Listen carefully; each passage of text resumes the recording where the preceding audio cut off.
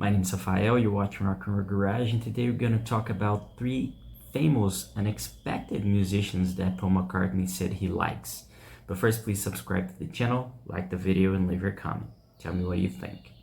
Well, back in 2018, in an interview with Jarvis Cocker from the band Pulp, Paul McCartney talked about some of his favorite new artists, contemporary artists, that really caught his attention. And two of these ones are quite unexpected in my opinion. I would never guess Paul McCartney likes them. But let's start with the first one that is not that unexpected, which is Kanye West. And why is not that unexpected? Because Paul recorded with him and co-wrote songs with Kanye. And this is what Paul said: "Not so modern music. I like Kanye's Dark Twisted Fantasy, which is an album of West. That's why I ended up working with him, because I like that." So he liked that album that was released in 2010.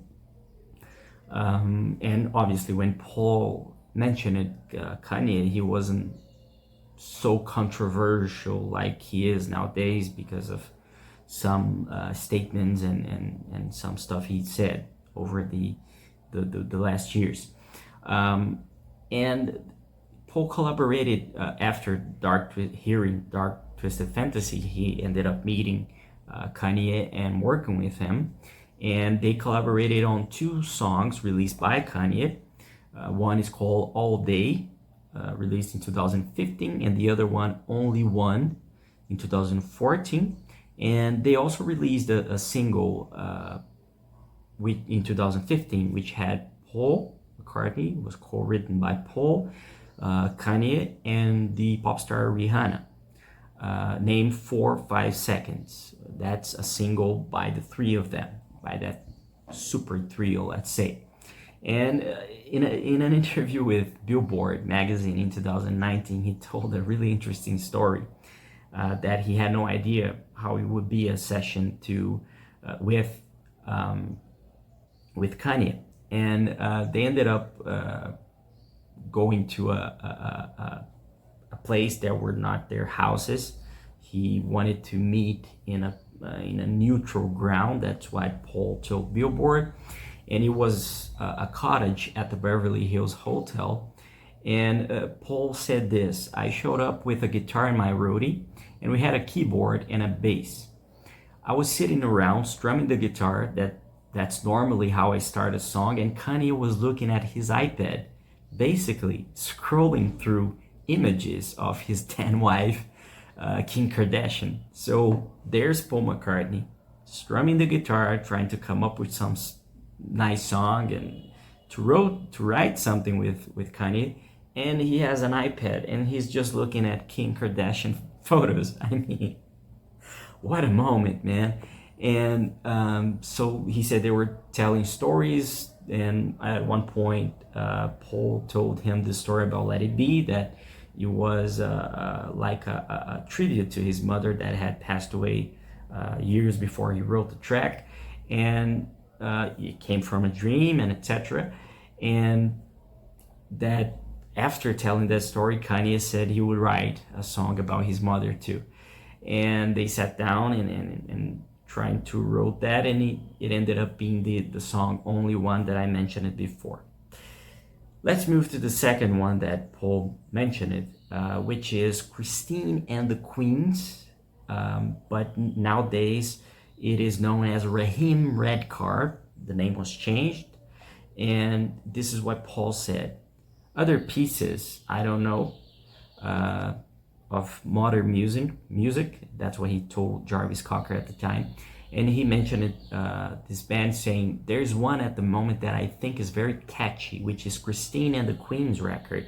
I like that. It's totally like Michael Jackson ripoff, but we don't mind because it's so catchy." So he praised Christine and the Kings, and he was referring to the singer that now she uses the name Raheem Redcar, who previously was known as Christine and the Queens.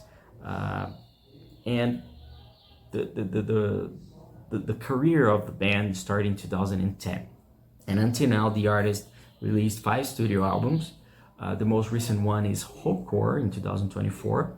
And some of their biggest hits are No Genius, Deep Holes, and Hien Die. I guess that's how you say this in French. I'm not sure. And the third one that Paul mentioned is Kendrick Lamar.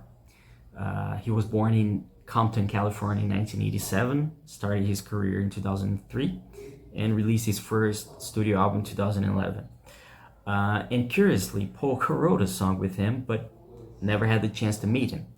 And he recalled this in an interview with the IY magazine in 2018. And this is what Paul said. Just the other day, I happened to look at the writing credits of Kanye West's song All Day. There's about 50 people.